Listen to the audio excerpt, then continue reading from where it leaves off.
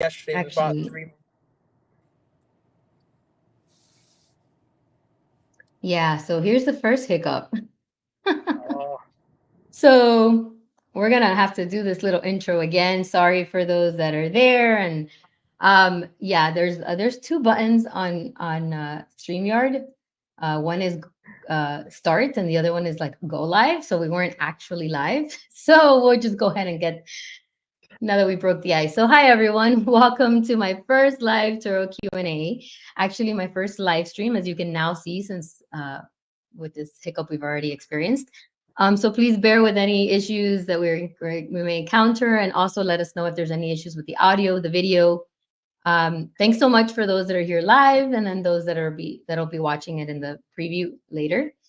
So thankfully, like I mentioned, this is my first live stream. Thankfully, I'm not doing it alone. I'm here joined by another Turo host who's been doing it a little bit longer.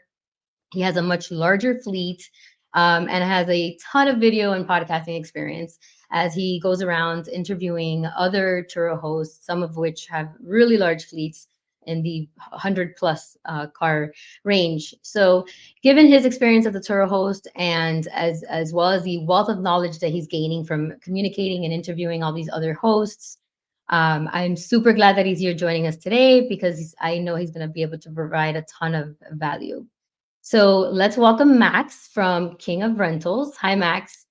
Thanks so hi. much for doing this today. How are you? Absolutely. I'm good. I appreciate you setting this up. This is exciting. For my first live too. Awesome.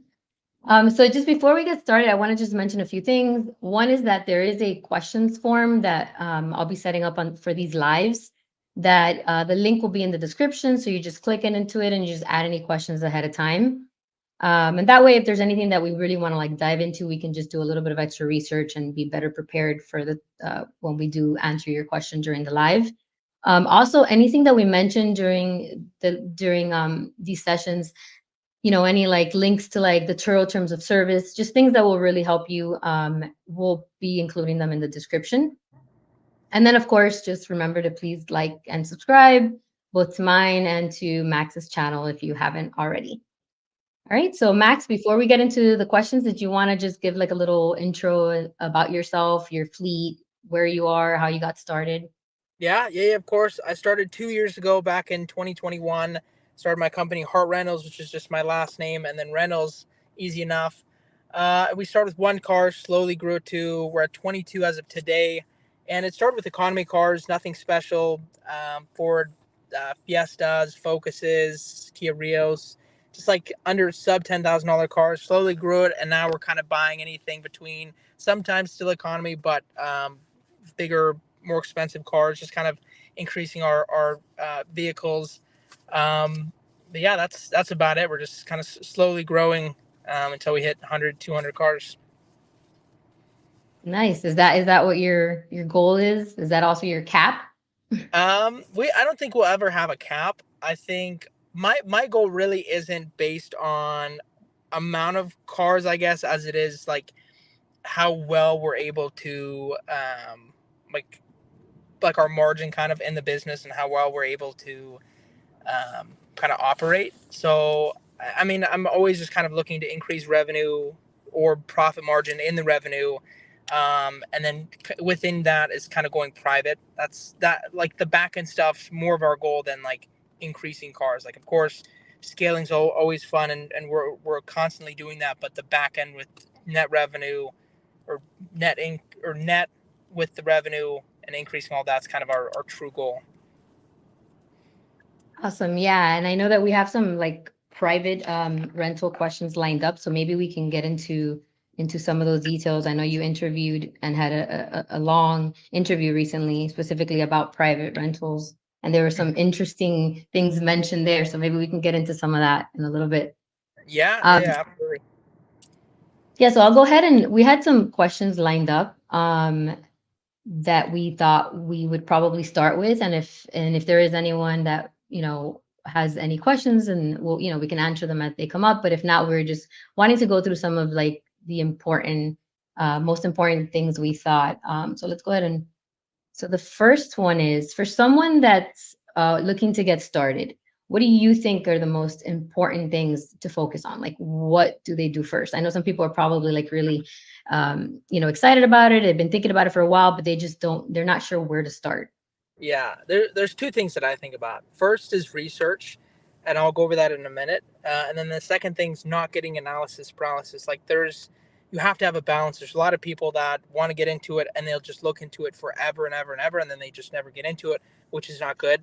And then there's people that just get into it and don't look into it, and that's not good either. So you kind of have to have a balance. I always say the first thing when getting into it is researching the cars. I mean, that's primarily the main business, because when you're on Turo or something similar, they take care of majority of everything else until you learn your processes and stuff, which then you take care of. But in doing research for a vehicle, I always tell people to look at price and gap between what it's worth versus what you buy it for. Lower the better. I mean, that you have to do a lot of research to find that. Best places is usually private rentals, or sorry, private market, which is like Craigslist, Facebook, or if you can go to dealer auctions, which honestly is not as hard as most people think. You can kind of just message people in Turo chats, and there's a lot of dealers out there, like at least people that have their licenses. Um, so that's number one. When buying a car, also you want to look at maintenance schedules. So if you're buying a car that has a ton of maintenance, that's obviously going to be an issue.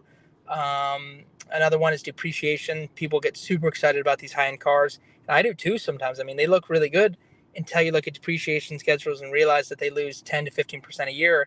And then when you think about the back end of, okay, I'm going to sell it, maybe you're not going to have made money the whole time you rented it, and you think of all that time that you wasted.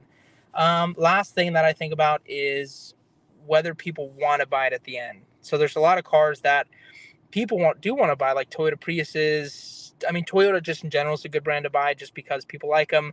But then another side of it is they're so expensive to get into. So that's something you kind of have to look at. We just bought our first Prius or first Toyota in owning probably 30 or 35 cars total throughout our company. We bought our first Toyota, and the only reason is because we got a really good rate. We know it doesn't depreciate. We know it's going to have extremely low maintenance.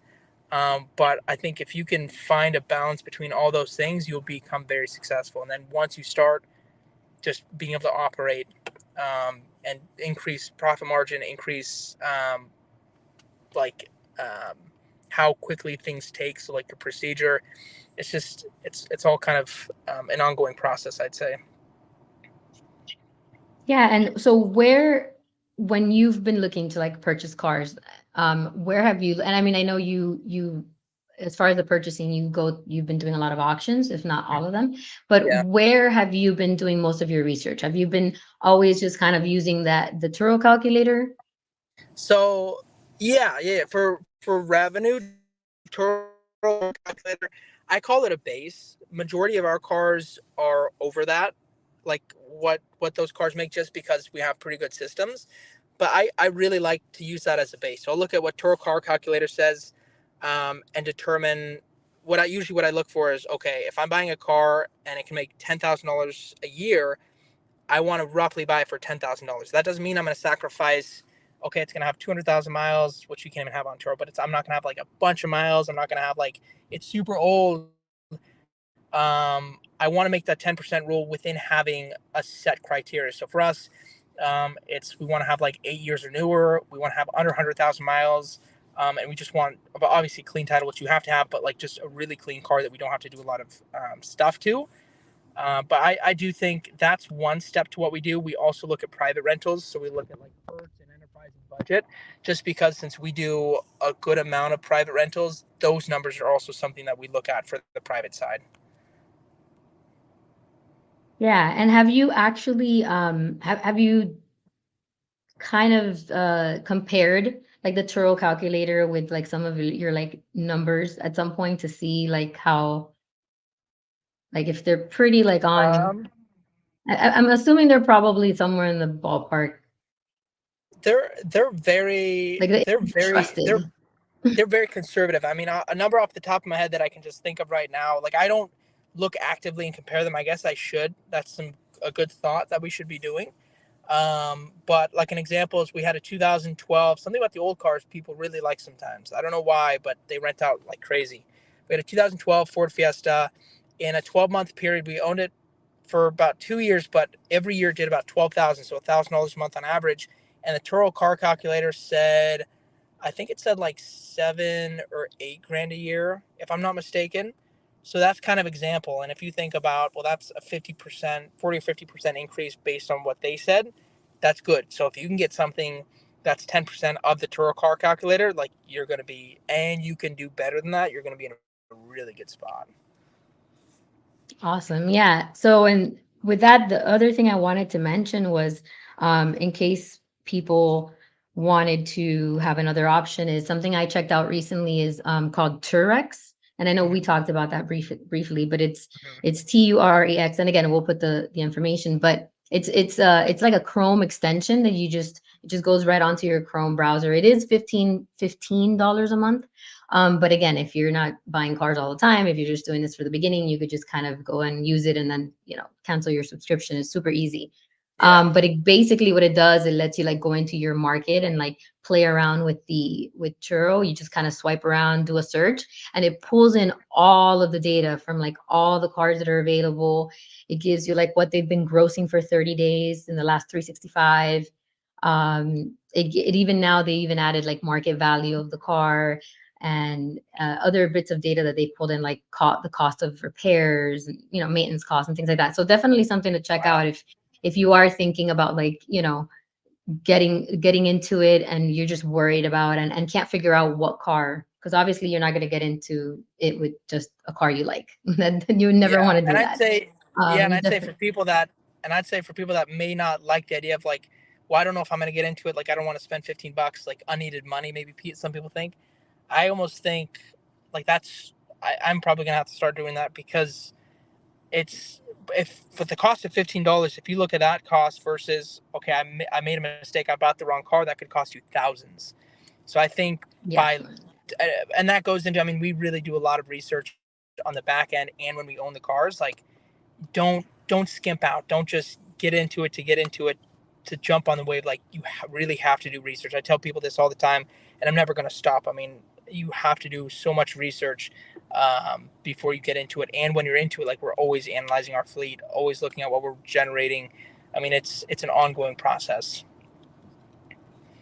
Yeah, definitely. You like if you really want to make, decent profits and you really want to, want it to excel, you really have to see it as what it is, a business, Yeah, Even, from the moment you're picking the cars to when you're like setting up your profile and the way you're communicating with the guests. I mean, you really have to treat it as a professional business if you want to actually grow. yeah, But yeah, definitely. definitely $15 is a huge is nothing compared to what you can possibly lose if you make a bad decision and investment Yeah, into could this. could lose that And on the other 1,500. Yeah. And the other thing I'll mention, and maybe we'll get into that towards the end, but I actually use that Turex, because it's just a dump of a ton of data.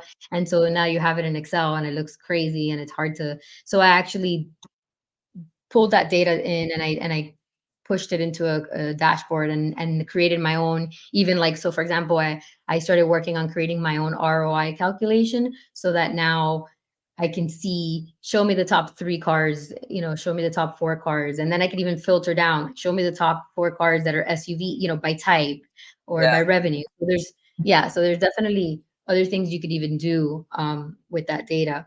yeah. I will say a quick note from with data specifically. The most successful people I know in the space, so people with 140 to 250 cars, those people are very, very data focused. Like they're looking at that stuff every day. I mean, I go and see a guy that I know, Brandon Bartron. He has like 170 cars now.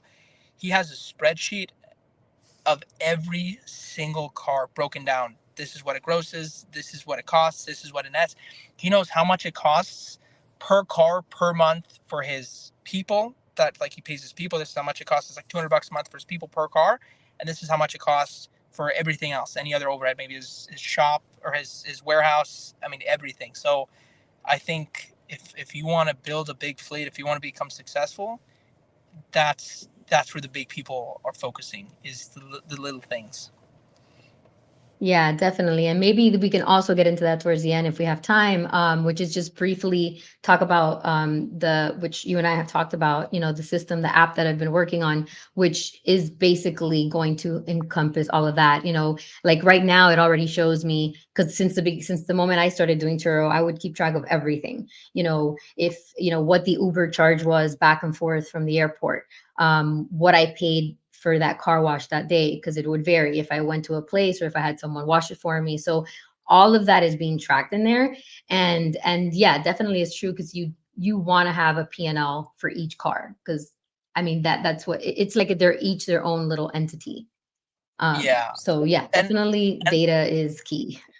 yeah, one thought beyond that is like for us, one thing that we're going to be doing and kind of already we're doing is like we look at costs, like we have spreadsheets and we look at cost for the vehicle versus how much it's generating per mile per month versus net. And something that we do and we're going to be doing is if we see a vehicle, let's give an example. So if we pay $20,000 for a vehicle and it's making $1,000 a month, and we spend $10,000 on a vehicle and it's making $1,000 a month, so same amount of gross, but two times the cost for one of them, and maybe roughly around the same amount of net. We're going to be buying the $10,000 cars. But if we're making $2,000 net on the $20,000 car and we're making like $900 net on the $10,000 car, obviously makes sense to get the more expensive car. And a little bit more on top of that, and this is where you kind of have to think about it sometimes, is sometimes it's better to get a little more expensive cars and have like lose a little bit and not a ton. So if maybe you're thinking you're going to make a $20,000 car make 2,000 a month, but instead you're making like 18 or 1900, I think sometimes that's okay because it's half the amount of work typically. So you kind of have to have a balance. I mean, you really have to figure that out. But that's kind of what we started doing a little bit. So we bought like a couple 20, 25, $30,000 cars, but we know that the revenue is going to, I mean, we're going to lose that on a little, maybe 5% of the gross, maybe 10%, maybe 15, but it's on one single vehicle. So you kind of have to play with that a little bit. Yeah, definitely. There's so many, we're gonna obviously be doing more high level, but there's so many little intricate parts that people don't realize, like something as like calculating your numbers in terms of, like, for example, what does it make sense to have a limit, like a minimum rental period. So for example, if you're picking up the car and you're washing it, that process can cost you, let's say, $100, $150 per car, depending on, Yeah. um and so are you really going to rent your car for 2 days if it's costing you 150? Like, are you going to make any money? Okay. I have a, Then of I have a, course, I have a thought on that before you keep going. So yeah. that's how we were thinking too. We're like, well, it doesn't make sense. Like we had restrictions, 8 a.m. to 8 p.m., 2 day minimum, like all these sort of things. And then I talked to his name's Alvin. I'm sure people have seen him in the Facebook chats. I think he's up to 200 cars now. He's probably going to do 2 million this year. I'm sure he's going to double next year. I mean, crazy. Almost all co-hosted. Like he is. I mean, he's really really smart guy, and he says everything's open. Like 24 hours a day, 1 day minimum. Like set it so anybody can book at any time. Like you have to take advantage of that kind of stuff. And I agree with that. Obviously to an extent, because I don't want to be doing stuff 24 hours a day, but there's kind of ways around it. So I know of, because sometimes I don't know, people are up late and they're booking stuff, and you have to take that into account. I know of a guy I was just talking to him. He's like 20 or 30 cars, but he said that he does 24 hours a day, but he has a 8 hour buffer, which may be good and bad. So, like maybe somebody books at 2 a.m., 8 hour buffer, they get it at 10 a.m.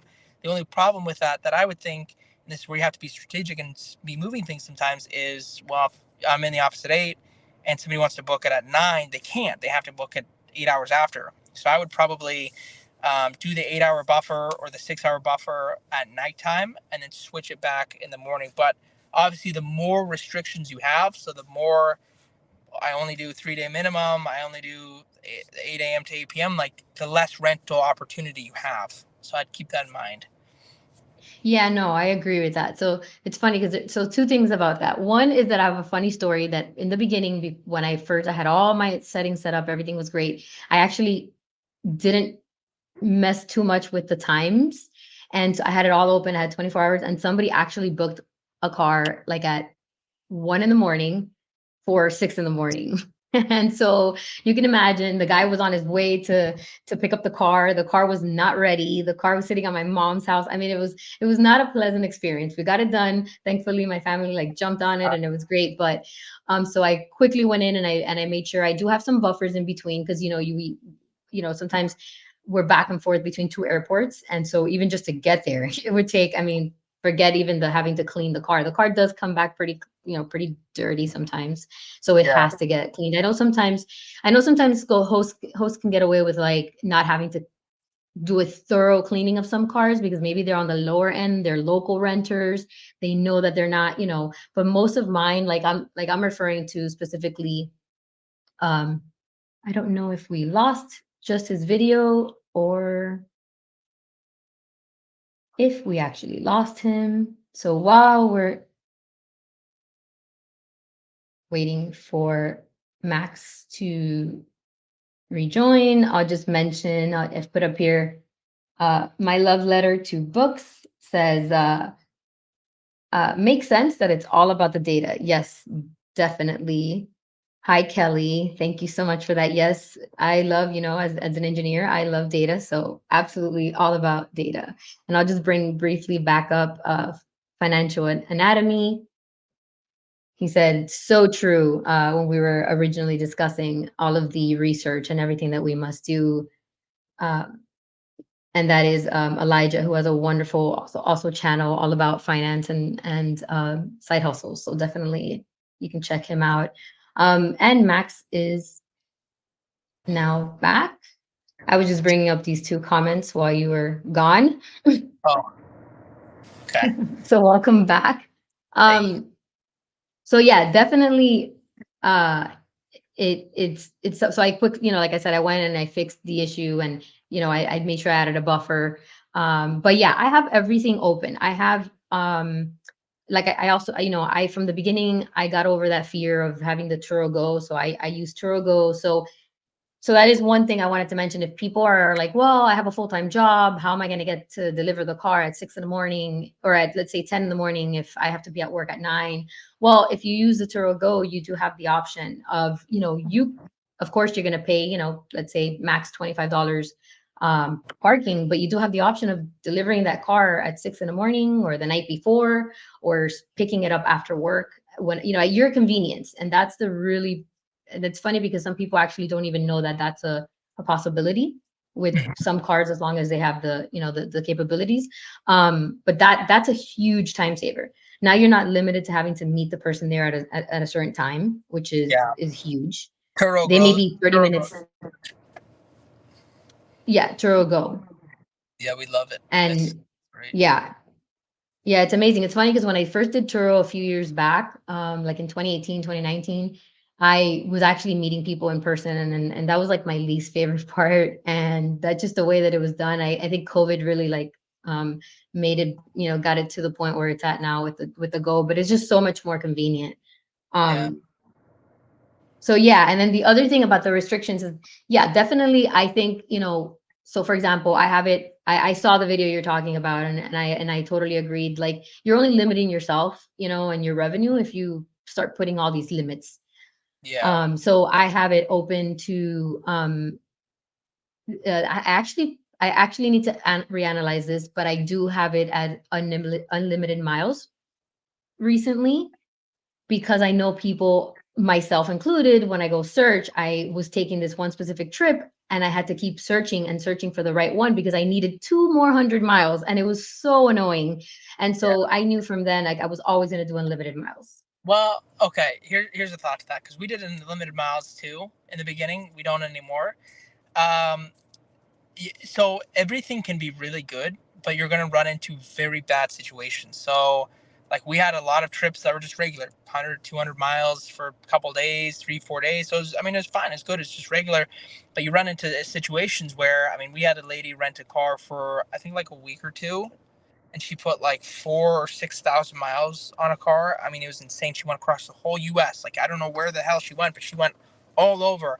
Another example is somebody had like a couple day booking, went to Texas, put a couple thousand miles.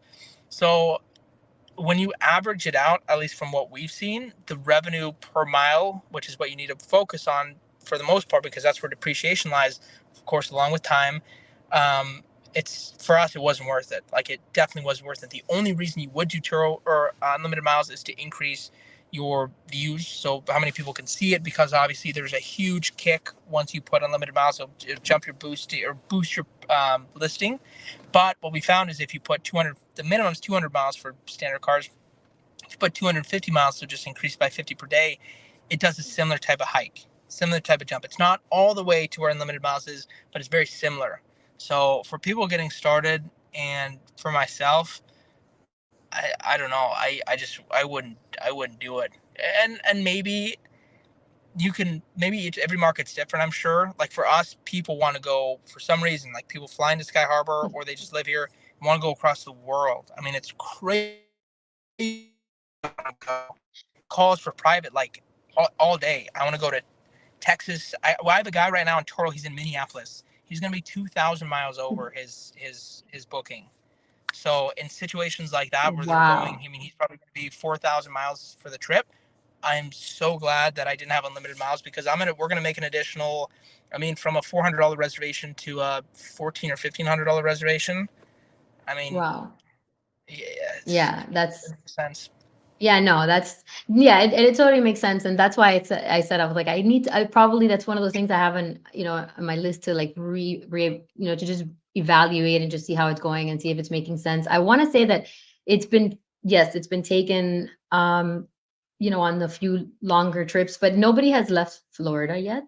So so it hasn't been too bad, but yeah, definitely it's something that everybody will have, you'll have to kind of just look at your numbers and see if it's worth it. Maybe try it out and lower it and see if your bookings go down compared to what you now have or have been used to. Um, of course, within the seasonal typical trend, then you can keep it at that and just kind of play with it. But yeah, it can get very crazy. I've heard some of your stories Yeah, or some of the people yeah, you've interviewed.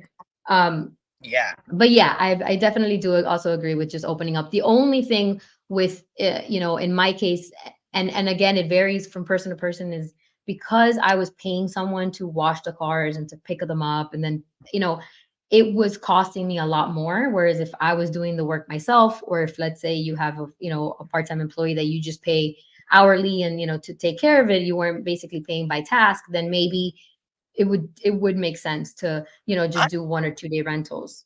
I don't know though. I know Alvin, the guy that I was just talking about. He pays his people per task. That's how he does it. Yeah, I heard him. Yeah, I And heard I don't know what that. the structure looks like. Like I don't know what amount for what, and I don't know how extensive like all the stuff is.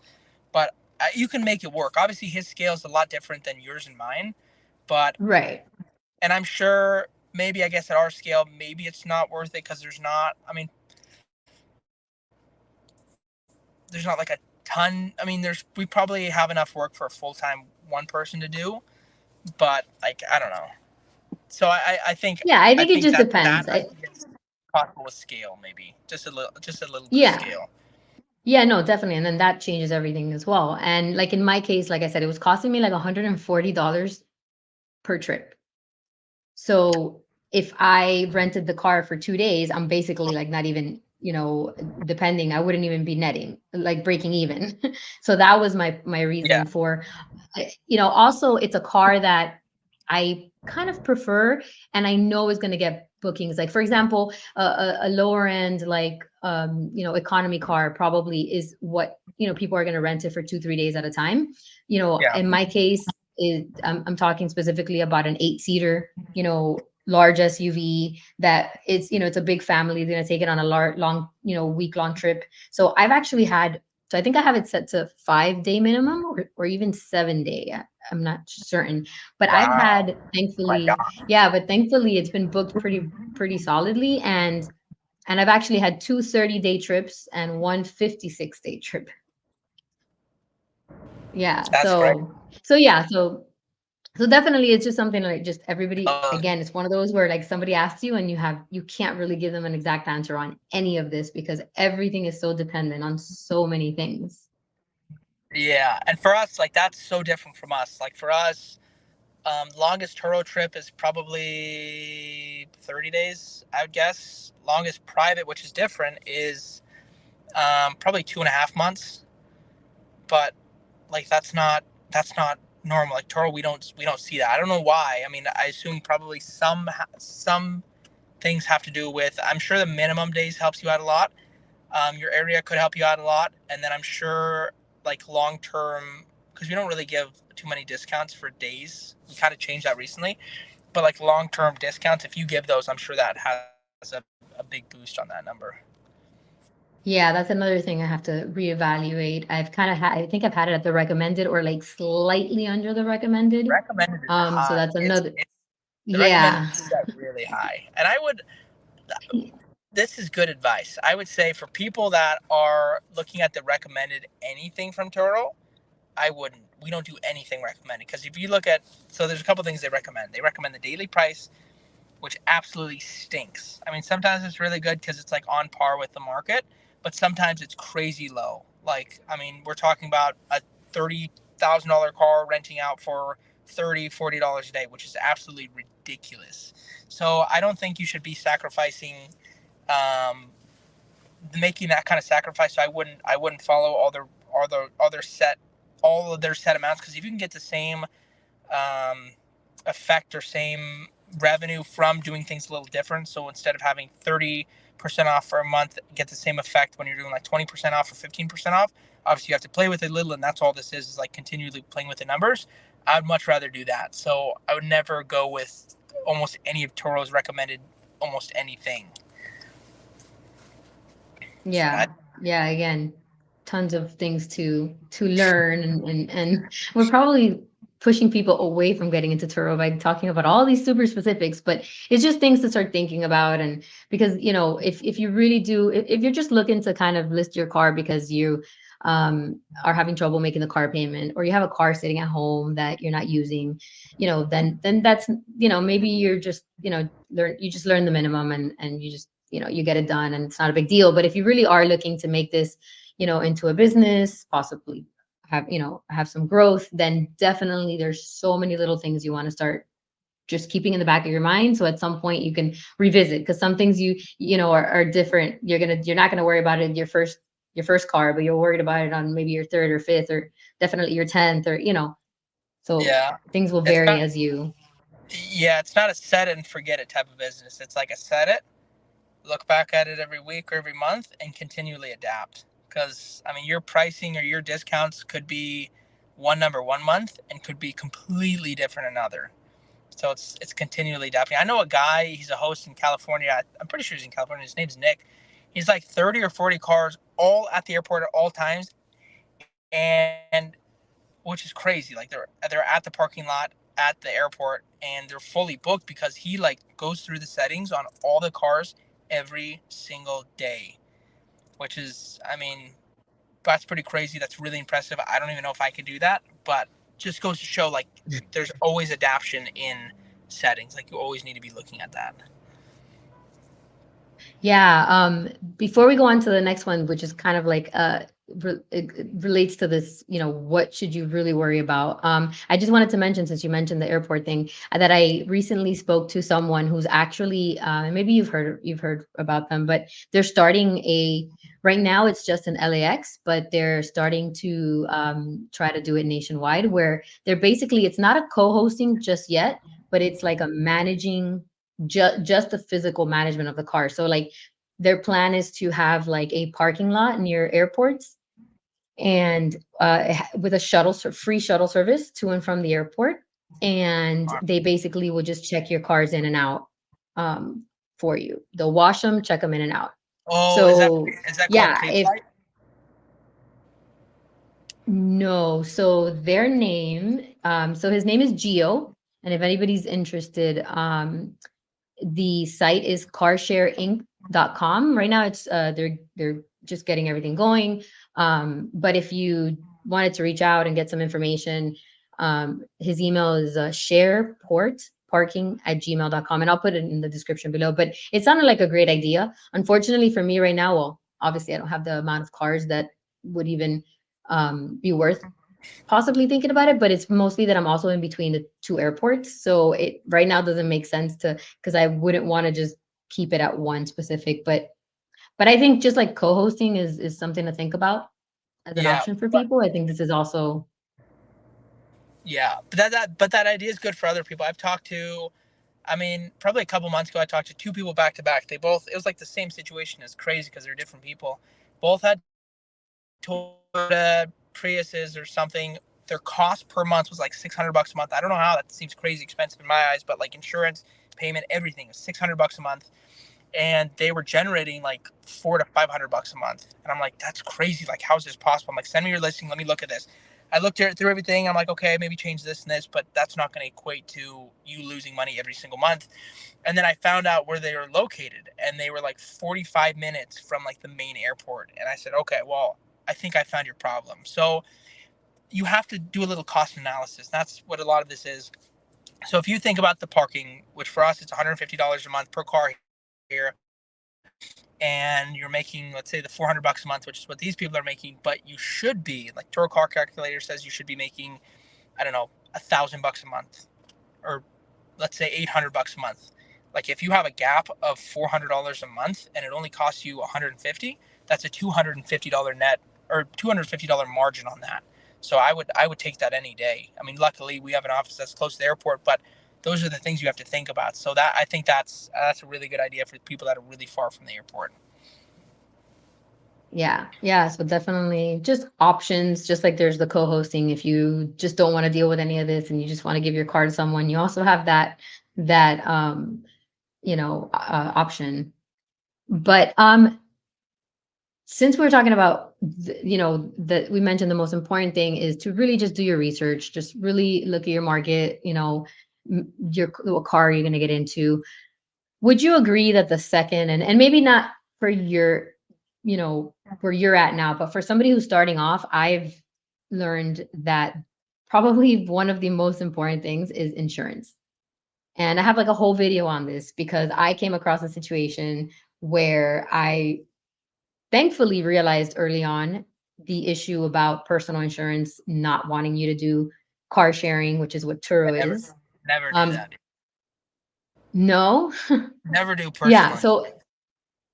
oh, never do personal insurance. You said, Well, okay, that's a tough one because there's situations where it makes sense, and I'll give you a couple examples. So, like the odds that you have to use your insurance is very slim. And if you think about, okay, well, when am I covered? Well, Toro's going to cover you when the rental's on the trip, so that's covered. The only time that you have to worry about is your time that you have the car. So if you think about it, technically, I guess you have you're insured. The only thing you have to think about, which we haven't ran into, and I know very few people that have ran into it,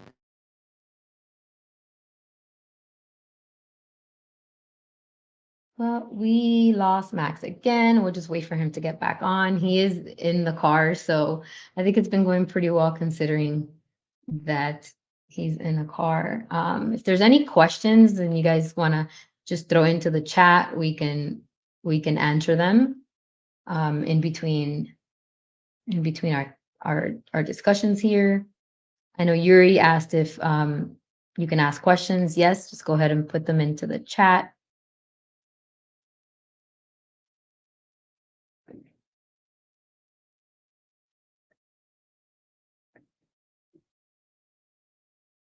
So while we're waiting for Max to get back on, I'll just give a little bit of so the situation with the insurance is and of course what I was saying about him is he's in a different scenario because he has again like 20 plus cars, so he obviously has his own commercial policy. So that concern is not relevant for him anymore, but for everyone who's starting off, um there definitely the insurance is something huge, and I'll wait until Max gets back on so I can point out why. And it's basically that there's a lot of insurance companies out there that do not want you doing Turo, and so they will cancel your policy. So that's huge. And I think that's something that a lot of Turo hosts really need to know. Even before you start researching, maybe just research your market to make sure that you that there's a market that you are going to be able to rent your car and, and make some money. But definitely start looking into the insurance situation, start calling around, because that would be probably the deciding factor as to whether you should be going ahead and doing it or not. Um, let's bring up, while we're waiting for Max, some questions. So Financial Anatomy says, "What's your favorite thing about renting with Turo?" So I guess my favorite thing is that it's, some people say it's not passive, and of course the more cars you have, depending on how you're running your business, if you're paying others to do it, then yeah, it would still be mostly passive. But if you are doing all the work yourself, then of course the more cars you have, the more time you're going to spend. Um, but for the most part, depending again on how you set it up, you do have the option of making this a very, very passive thing. So, I tell a lot of, people that I know that, for example, do Uber. It's like, well, Uber is something that you're trading your time. And there's only 24 hours in a day, and you need to spend some of that, eating and sleeping and obviously doing other things. And so just try to think about, is there a way that I could maybe, for example, buy 2, 3 cars that would almost supplement the income that I can make on Uber. And instead of spending 20, 30, 40 hours a week driving for Uber, you could spend 10 hours a week, or even less, again depending, just checking cars in and out, dropping them off at an airport.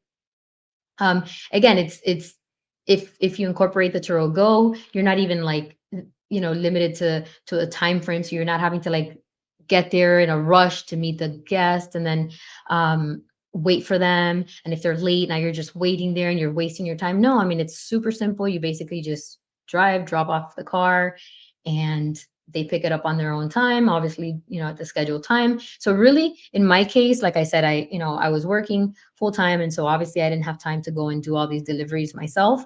So I had family members helping me, and I would pay them for their time, sometimes by task. And really my time was spent just texting the guests. And so and even that I have automated. So I have automated messages, and I have a video that I did on what automated messages are, and how much time they can save you. And I also have my templates. So if anybody just wants to go check that out, you can just download the templates and use them. And basically what it is, it just automatically sends messages to the guests when they book. And so it saves you from having to sit there and type all of the instructions every time. So yeah, so I think just the freedom, and then seeing all these other bigger hosts out there and how much money they're potentially making is really neat and motivating, knowing how little time you can invest. Again, if you're not doing all the work yourself, if you're willing to, let's say, give up on 10, 20, 30% of the revenue to pay somebody to do that, well, you're still keeping the rest. So, or profit, I should say. So yeah, I think that would be one of my favorite. I think my least favorite thing was when I had to meet people in person and wait for them and give them the key. And I did that a few years ago. So I guess that would be the opposite. But now that that's not a thing anymore, it's just very easy, very simple. And again, it's also, of course, it's not an appreciating asset like real estate, but it's also a lot easier to get into than real estate. One car could be cheaper than the down payment you'd have to give on, just one real estate investment you want to get into. So just something to think about there. Let's so Rose colored glasses says, "Have you found yourself in a situation where the car is sitting and not generating income for you, or do you find yourself at least breaking even?" Um, so I bought. And again, I don't think I gave this in the beginning. I don't think I mentioned this, but I'm glad that I have Max on because he's obviously more experienced. He has a bigger fleet. My disclaimer is I've rented 2 cars. One which was my personal car that was just sitting there because I was working from home, and then one that I did buy specifically just to rent on Turo. And then now, right now, I'm currently looking to buy another 2 cars. So, I'm not by any means a super experienced, I thankfully haven't had any claims, but um, as you may know, my channel is really a tech channel, to help basically optimize, help businesses, entrepreneurs automate their processes, primarily using technology. So find inefficiencies and optimize them, and that's, as an engineer, that's what I want to do with everything. And so Turo was one that when I decided to get into it, I said, I really have to do as much research as I can, look at the data, look at the numbers, um, really get in there and do, and so that's what I did when I decided to buy that one car just to list on Turo. And I will say that it was very scary. I had been thinking about it for a while, but it was very scary when I actually went ahead and purchased it. I was like, oh my gosh, what if this car doesn't get rented? Now I felt, kind of silly. I'm like, I just bought another car. I have another car payment now to make. Like, is this going to work? And I think it got rented within like 2 weeks or a week of posting it. And it's been rented ever since. So uh it's been earning about anywhere from 1,500 to 1,900 a month in revenue. And then of course you take, all your expenses. In my case, I was paying somebody. So I ended up netting about $700 to $800, not taking depreciation into account, because that's a whole deeper conversation. But yeah, it's been rented nonstop. Like I mentioned earlier, um, I've had been lucky, and maybe I want to say it's more because of the type of car. It's a 8-seater SUV. Um, I've been lucky that I've had a few big trips. So I've had two 30-ish day trips and then like a 56-day trip. I think recently was the first time that I think the car sat there maybe for a week and a half or 2 weeks without being rented. For the most part, in the past year, it's been rented nonstop. So again, if that's something you're going to take into consideration if you're going to go out and buy a car just to list it on Turo. But if you already have a car that's sitting there, assuming you looked into the insurance situation, which hopefully we can get into in a few, hopefully once Max rejoins, then it's not, you're not losing anything. You have a car that's sitting there, and hey, if somebody rents it, they rent it, and it's not costing you anything. So of course, if you're if the question is more because you want to go out and buy a few cars just for this, then yeah. But again, there's the Turo calculator and that other thing I mentioned, Turex, that you can go out and look at and see what the cars have been doing. What have basically in your market, what they've been making for the last 30 days, the last 365 days. You can also just go on Turo and search in your area and basically see, for example, do a search for like a certain, I guess, specific car you're thinking about for like the next week, and see how many are available. And then do the same search for like 6 months out. And that kind of gives you a ballpark as to like how many cars are currently rented now. So for example, you could see that there's 20 cars available for next week. But if you go 6 months out, there's 100 cars. So that means that 80 of those cars are rented. And that kind of just gives you an idea as to like, you know, it's not exact, but it gives you an idea as to what to kind of expect.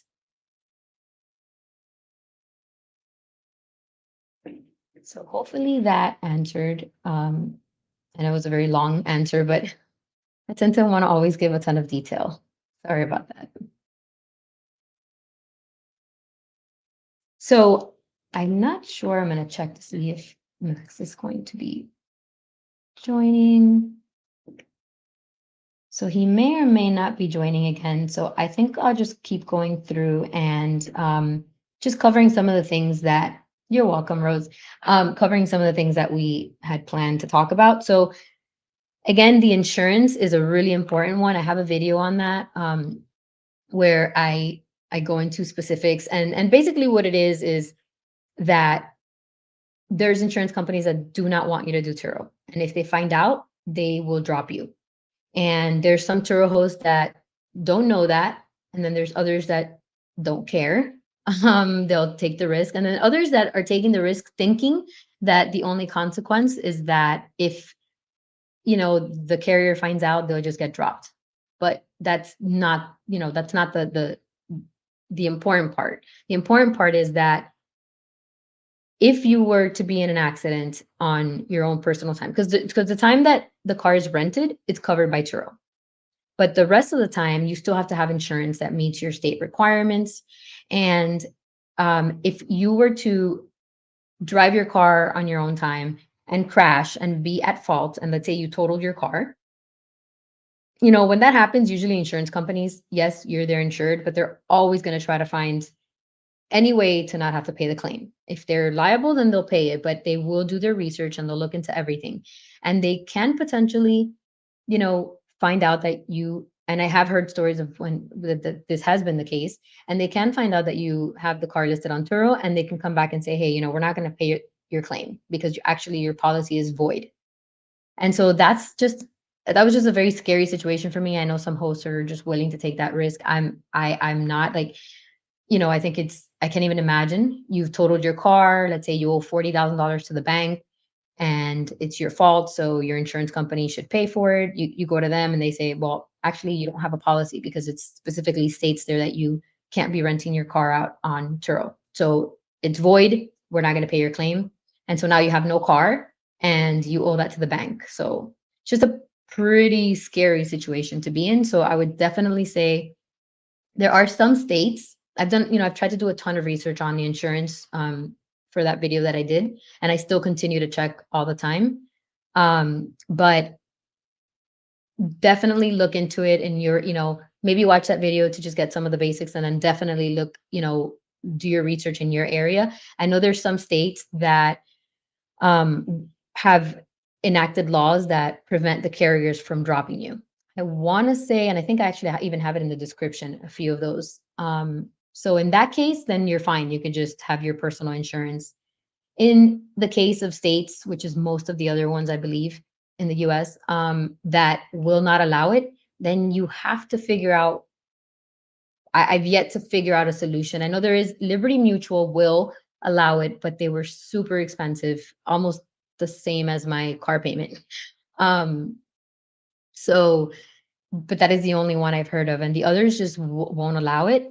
So the option is, if you have a car, you can go to. So there's a few insurance companies. There's ABI, Lula, which is what I have, and GMI. And so these companies offer these unique commercial policies that will cover you the time that the car is not rented, but they don't allow you to use the car for personal use. So they give you basically like an allowance, like 250 or 300 miles to use per month to take the car to get washed, to take the car to get maintenance, to, just handle to handle business errands and not personal. How much can you kind of like, I don't know. That's something that I haven't wanted to take the risk. And so, but that is something that you would want to also research. So,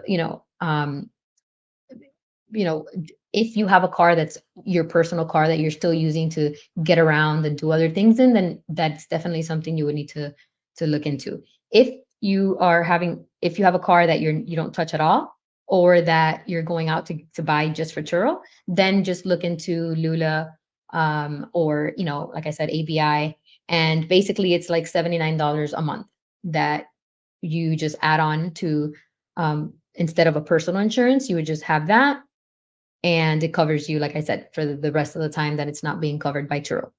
The rest of the time when it's rented, if anything happens, it'll be covered with the Turo protection plan.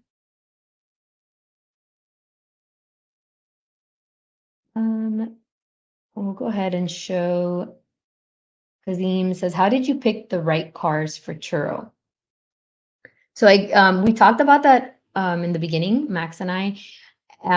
There's a few things. So maybe just once we're done, you can go back and review that part. But I will just mention again a few like tools. You can go on Turo's website. They have the Turo calculator, and recently they now have like a really advanced calculator, which lets you even like put in some custom numbers for things like expenses. So definitely you can look there. It also has just even a higher level one if you want to just kind of look. It'll give you like the area. Either you do national average or you can look at your specific area, and it'll kind of give you what are the highest producing cars. Like what's like for example, one of the best ROI cars is like surprisingly is like a Fiat.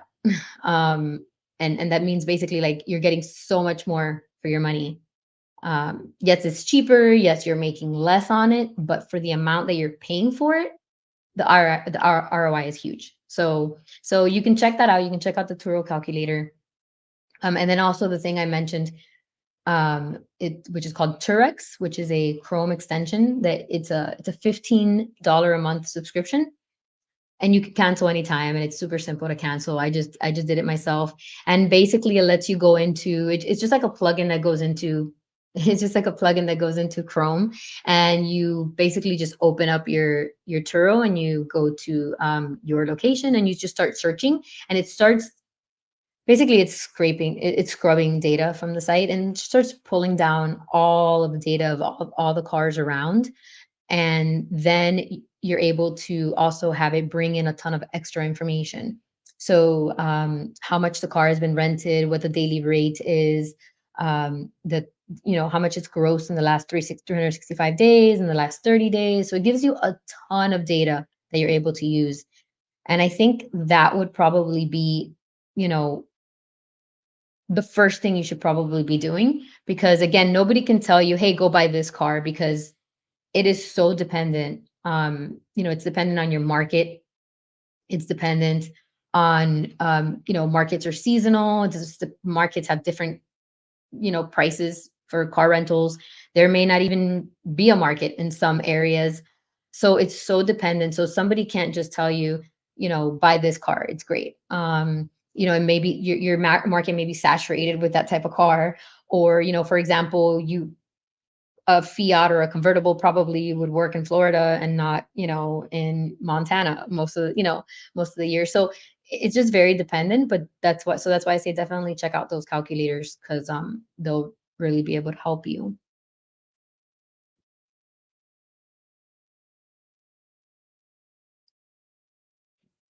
It's great, Turo channel. Keep it up. Thank you so much. This was very nerve-wracking. As I said in the beginning, this is my first live stream, so bear with any issues or with all of my ums. Can you make a Kazim says, can you make videos on Turex? Um, sure, I can do a video just kind of going through. There are a few little things that would probably help if you just kind of see someone do it. But yeah, definitely, I could definitely do that. Thanks.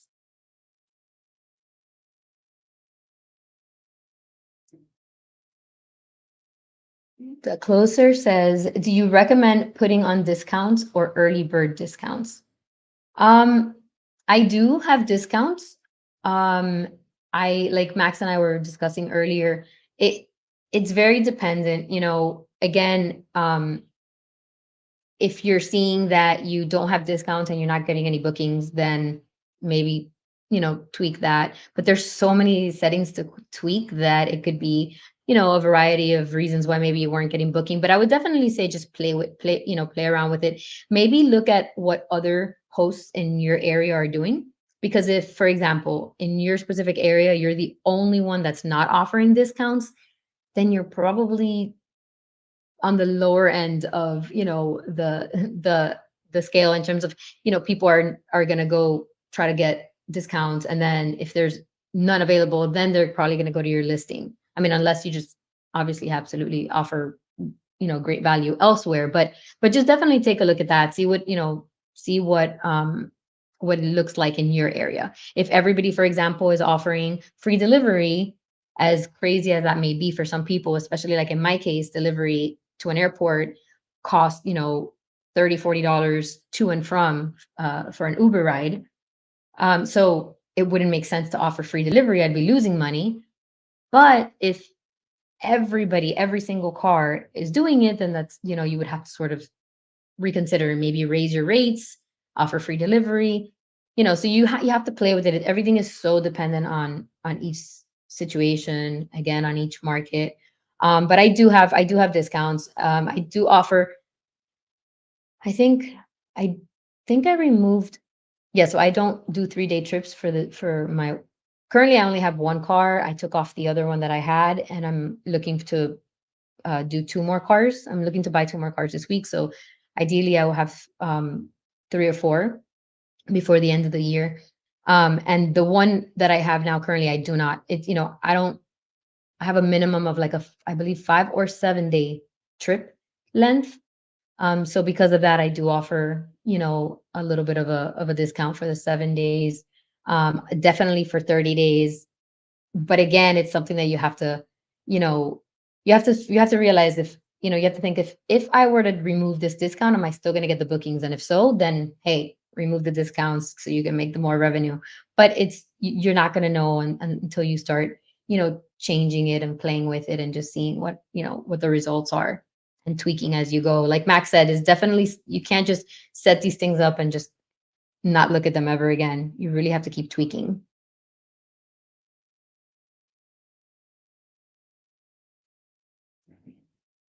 Raphael. Love that you are talking about all the ins and outs in great detail. Thanks so much, Rafi.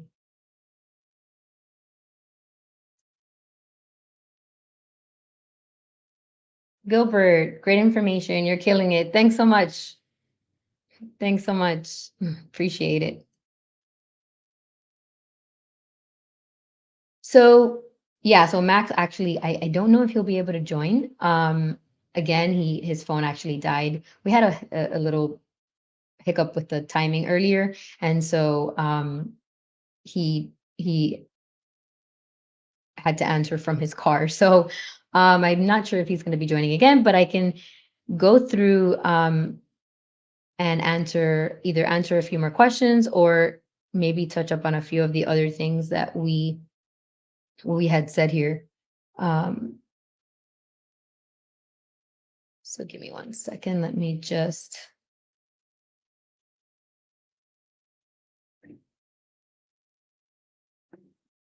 So one one thing that I want to mention, and maybe I can get into it towards the end, but um it's just, if there's any hosts out there that are watching this now or that will be watching it in the future, that are currently hosting. I mean, even myself with just one car, or when I had two cars, I was running into, these issues. So I imagine that anybody could benefit from this. But if you guys are currently using spreadsheets to manage all of your information, um, I've been working for a few months now on an app that is designed, and I started doing this just for myself because, I got to a point where I'm like, okay, I can't. Yes, I love spreadsheets. I have spreadsheets for everything, but it was just very manual, and and if you're thinking of growing, there's absolutely no way that I could have just kept going with this. So I started really just creating it for myself. But obviously, I think that this is something that in the future I can either, I can work with some hosts, to offer it to them, for free. And then maybe, think about selling it as a template in the future, for anybody who is interested. Or I'm also going to be, because my channel is actually a tech channel, I'm going to be doing videos showing you how to create this yourself. So for those that want to be able to, some of it is high level and some of it gets a little bit more in depth. But again, there's options. Also, if if you want to do it, but you have questions, you're not sure, you can always just reach out to me. I do have a link on my channel for, if you have any questions. If sometimes it's hard to get them in these like chats. And so if you just, you have just a quick thing, you just want to run by someone, you want to run by me, you can set up a 15-minute just free call. Um, and the link is on my channel. But yeah, I'm not ready to show it right now, just because I actually have real data that I need to, be able to blur out. But I'm going to be making a video about it in the next week or so, basically just going through and showing all of the options, all the way from, from the from a full-blown app to just something as simple as importing your data into an application that shows you an entire dashboard, and you're able to see all of your data, all of your information. I really am still shocked that I've seen so many hosts, that even hosts that have like hundreds of cars and that are still managing everything manually. So definitely, if you're looking into doing this, just start thinking about that. And also, if you're already doing it, definitely look out for those videos. Let's see. Gil here says, "Can you put the link to the airport parking lot?"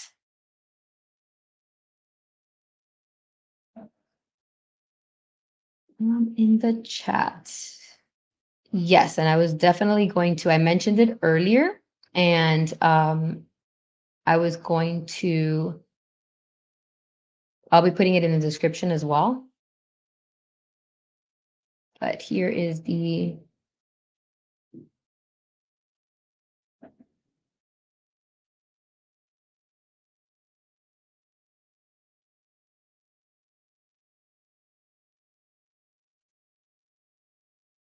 So this is the site. Again, what I mentioned earlier, about anyone who's interested, who's currently a host and is interested in being able to give someone who.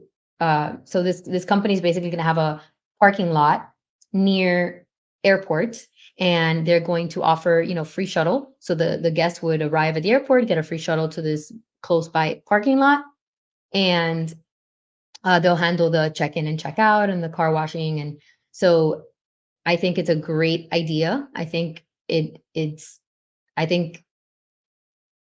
from a business perspective, obviously it's a great thing that they're doing. But for Turo hosts, I think that there are many hosts that can definitely benefit from that. So be sure to check them out. It's carshareinc.com. If you have any questions, you can also email, I believe.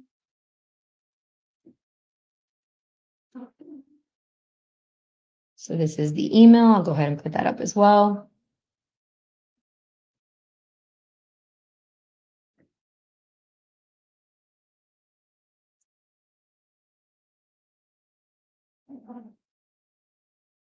So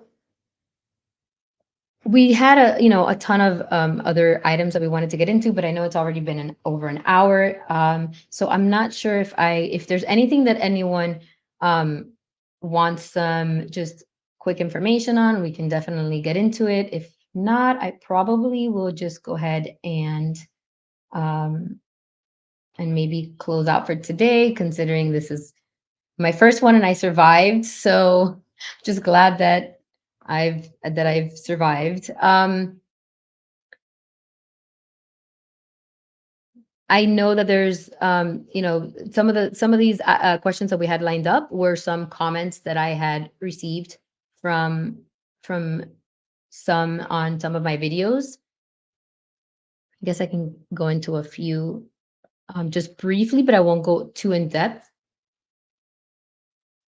So basically, what happens if you get into an accident, if they get into an accident in your vehicle? So like I said, that's something that I've thankfully have not experienced yet. But of course, the more cars you add onto your fleet and the longer you're doing this, the more inevitable that's going to be. And so basically, again, just as with everything else, there's a lot of nuances, but the way that it works is, um, if it happens during a car rental period, then um, Turo will cover your protection plan with Turo, which you decide what kind of protection you want. They have different plans, depending on the type of amount of coverage. So, what kind of deductible do you want? So you decide that, and so based on that plan, that's what Turo will cover. Now, Turo also charges the guests for insurance, to add on insurance. So because of that, there's just a bunch of, like I said, nuances, but basically you'll have the ability to contact the guest directly. And I've heard of some hosts doing that and being able to actually get the entire claim paid through by the guest, even though they had a certain deductible. The guest actually went ahead and paid everything. Or some hosts just to let Turo handle it, and then of course Turo will handle it, and they'll take away the deductible and pay you the balance of the claim. I've heard Turo hosts that have actually made money from a car that's been totaled because they bought it at a great price and then they totaled the car and then Turo paid them $2,000-3,000 more than what they actually had paid. So it's not a horrible experience for the most part. Now I have heard horror stories, but that's like with any business and with anything you get into.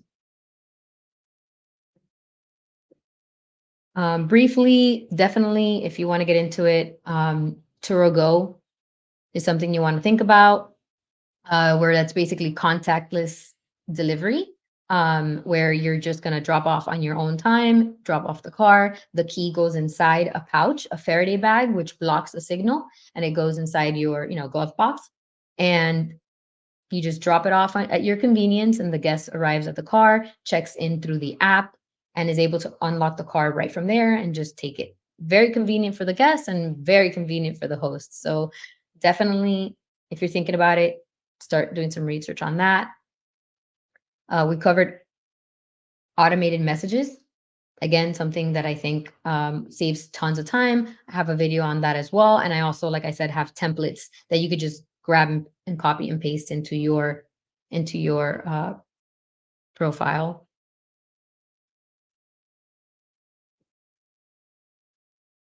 I think, so probably gonna be, I'll be talking to Max to see when he would want to jump on another live stream. The next time we'll get really in depth where, we'll go through and basically show you some of these tools. If you're already a host, show you some of these tools that would really save you tons of time, eliminate this, the spreadsheet, which requires so much manual work. Basically tools that most of you are probably, if you're a business owner or an entrepreneur or a professional, you're probably already paying for it. It's basically Microsoft 365 suite. So I'll just give you it's basically Power Apps, Power Automate. And even if you don't want to get to that level of, full blown app, you can just do Power BI, which is basically it grabs your Excel and it gives you this beautiful a dashboard that you can quickly see. And actually, I'm going to share really quickly, see if I can. No.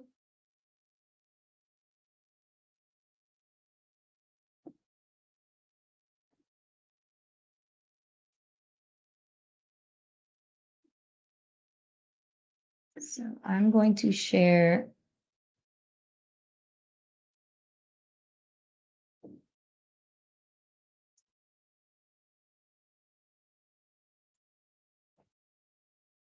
So I just want to show you quickly what I'm talking about. So this is actually, and I had told Max I had actually grabbed his data from a video that he did. So obviously it's public. It wasn't anything private. So I just grabbed his data from that video and I just put together this dashboard. And of course it's not very detailed because since the data that was available to me wasn't very granular. It was, how much money did this car make me total?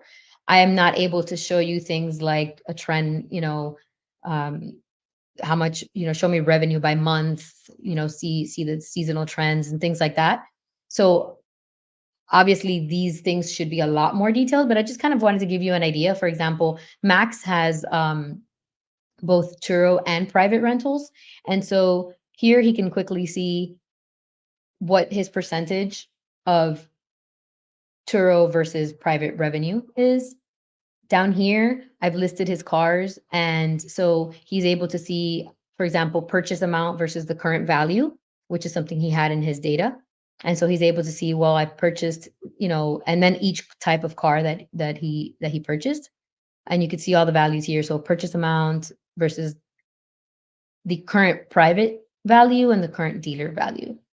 And these are just really like neat KPIs to kind of like constantly be reviewing and looking at. Here, it's basically a breakdown of, revenue by vehicle. So, the more cars you add, obviously, these are the things you want to be doing all the time because you want to see, which car is making me the most. So, for example, up here, we see what are the top 3 vehicles by revenue.